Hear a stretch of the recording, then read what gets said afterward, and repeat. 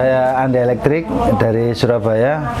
Kebetulan saya di sini sebagai pendiri di Istana Karya Difabel yang dari 4 tahun lalu kita bikin bersama sekelompok musisi yang peduli dengan difabel. Di tanggal 2 Juli tahun 2020. Sampai sekarang kita berkiprah untuk musik, tari, dan lukis. Kebetulan kita sudah memiliki satu album dan pameran lukis sudah pernah kemana-mana. Dan sekarang kita dapat rezeki satu tempat tanah yang sekarang untuk tempat tinggal difabel yang tidak mempunyai tempat tinggal. Kalau selama ini saya mengetahui yayasan-yayasan di Surabaya itu kadang mereka nggak punya karya, nggak punya apa-apa, cuma kumpul-kumpul terus hilang, kumpul-kumpul hilang. Saya ini kepingin yang komunitas yang seperti saudara. Di sini kita kerja bareng, di sini kita berkarya bareng. Dan terus terang kalau yayasan kita agak riskan kalau ada dana bantuan yang besar masuk ke kita. Itu saya sendiri agak takut. Jadi buat apa uang kalau masuk kita nggak bisa menggunakannya. Jadi Istana Karya Difabel ini sementara ini pendapatan kita yang berbisnis wedang owo, sabun, ada bakso, jadi semua omset itu untuk operasional kita untuk sementara ini. Kalau yayasan kayaknya belum lah, takut kalau ada pertanggungjawaban uang besar masuk dari negara atau apalah, jadi riskan ya. Jadi kita berkarya aja lah. Kita nanti besarnya dari karya insya Allah. Jadi di sini saya sendiri dari musik. Jadi saya di kelompok penyanyi jalanan Jakarta dulu, yang sekarang di Surabaya juga ada. Jadi KPJ itu se-Indonesia. Seluruh anggota KPJ itu mempunyai jiwa-jiwa yang sosial. Jadi kebanyakan di sini tutor pelatih itu nggak digaji. Jadi memang mereka relawan yang lebih banyak dari pemusik. Makanya awal dulu kita adalah kumpulan musisi yang peduli. Jadi kita iseng-iseng akhirnya ini karena Tuhan akhirnya yakin kita terus dan sampai sekarang ini. Semoga kita juga bisa memberi contoh kepada pemerintah. Sebenarnya pemerintah bisa kok bikin kayak ini, dan ini hak semua orang ya kan, untuk mempunyai tempat tinggal, untuk makan yang puas ya kan di negaranya sendiri. Itu sepertinya kita juga harus mengetuk sedikit hati pemerintah yang selama ini berjalan.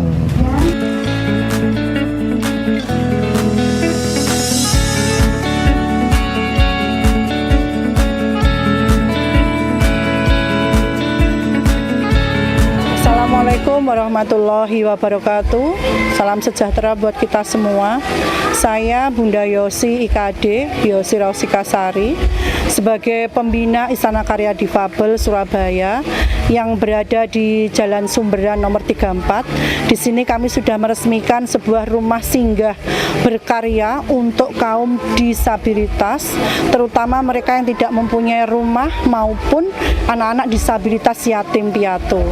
Di sini ada 8 kamar, yang mana 8 kamar itu sudah terisi 3 keluarga yang berasal diagnosa dari tunadaksa, di mana kami ini memberi kebebasan tapi juga batasan, yang mana kebebasan itu mereka gratis, tidak dipungut biaya, baik dari makan, minum, rumah maupun kebutuhan yang lainnya, terutama yang berhubungan dengan makan sehari-hari. Itu, dan adik-adik kami yang junior ada 68 anak, yang aktif ada 47 anak, yang mana setiap hari Minggu kita latihan rutin di SWK Convention Hall Surabaya, Jalan Arif Rahman Hakim nomor 131.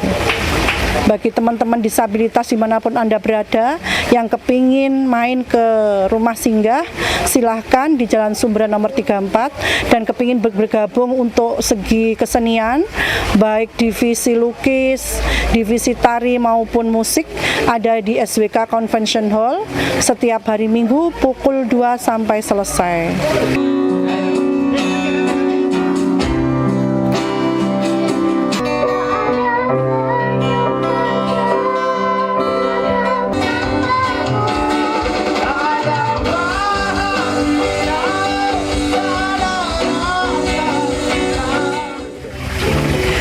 Di sini untuk semua teman-teman mendapatkan fasilitas gratis, tentunya pasti ada biaya operasional. Biaya operasional itu kami dapat dari pertama adalah produksi kita wedang uwuh, yang mana wedang uwuh ini kita sudah menjual setiap hari Minggu sekali, itu di Bicopi, di Giras Revo 99, juga di Cafe Ndriorejo, yang mana semua itu menopang dari kegiatan Istana Karya Difabel.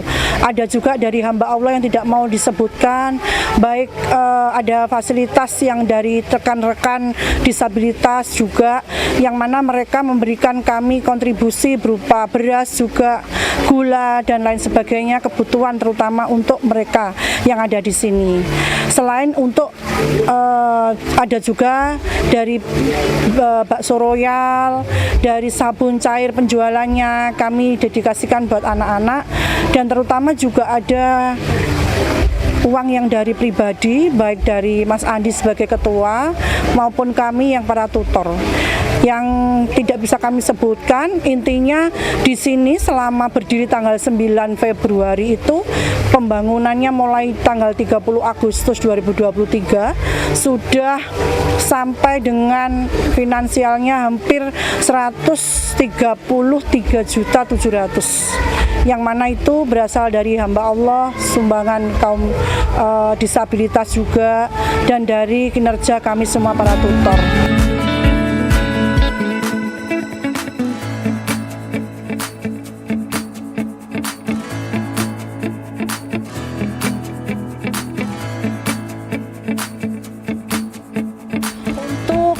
Prestasi yang sudah diraih dari Istana Karya Difabel, terutama dalam bidang seni budaya, yaitu adik-adik sudah mempunyai satu album perdana berupa 6 video klip ciptaan lagu-lagu dari Mas Andi Elektrik sebagai musisi jalanan atau bergerak dalam komunitas KPJ.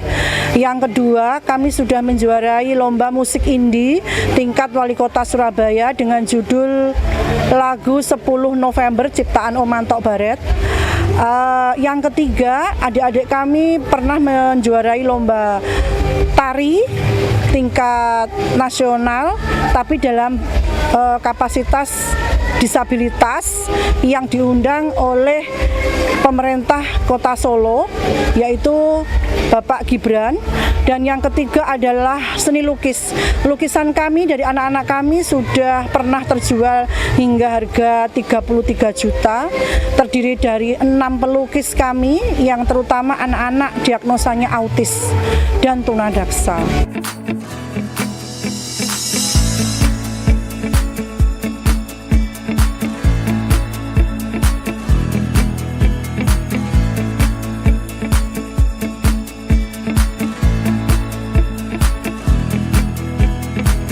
Waktu itu aku ditanya untuk impian apa terbesar bagi penyandang disabilitas selama ini. Karena saya mempunyai impian terbesar, yaitu sebuah tempat untuk memberdayakan teman-teman disabilitas. Nanti tempat itu nanti bisa kita buat karya supaya teman-teman disabilitas nantinya bisa mandiri untuk menjalani hidupnya, nggak selalu pasrah dengan nasib atau mengharap belas kasihan dari orang lain gitu. Suka dukanya tinggal di sini, ya bahagianya itu kita itu bisa merasakan suasana kekeluargaan. Dukanya mungkin jauh dari anak saya, itu aja sudah.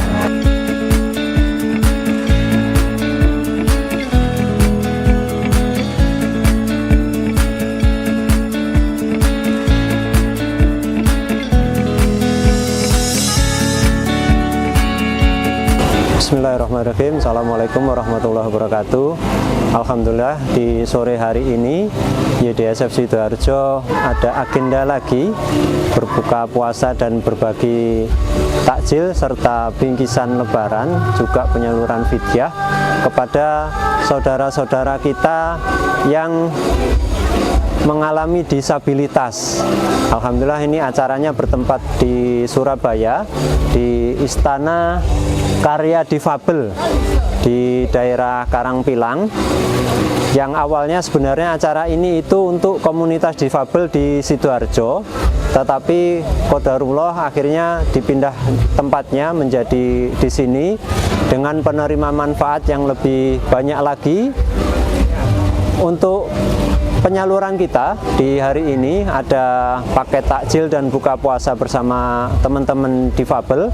Kemudian ada juga paket bingkisan lebaran senilai 200.000 yang isinya ada sembako, ada minyak goreng, kemudian ada biskuit, ada juga beras fit ya, seberat 5 kg yang kita bagikan kepada mereka.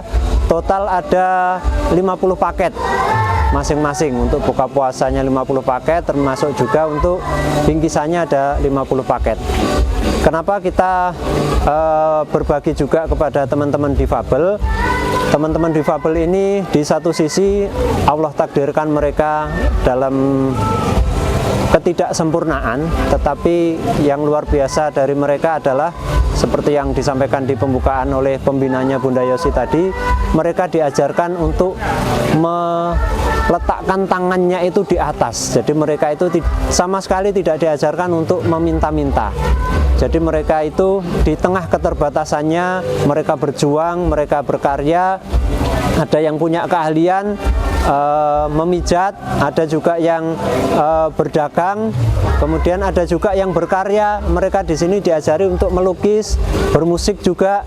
Jadi mereka tidak menyerah dengan kondisi mereka yang serba kekurangan, tapi mereka dalam satu komunitas ini mereka saling berbagi. Maka YDSF mengambil peran juga di situ untuk sedikit menyampaikan amanah-amanah dari donatur YDSF kepada mereka. Mudah-mudahan acara hari ini membawa keberkahan kepada teman-teman disabilitas, juga kepada para donatur YDSF semuanya. Assalamualaikum warahmatullahi wabarakatuh.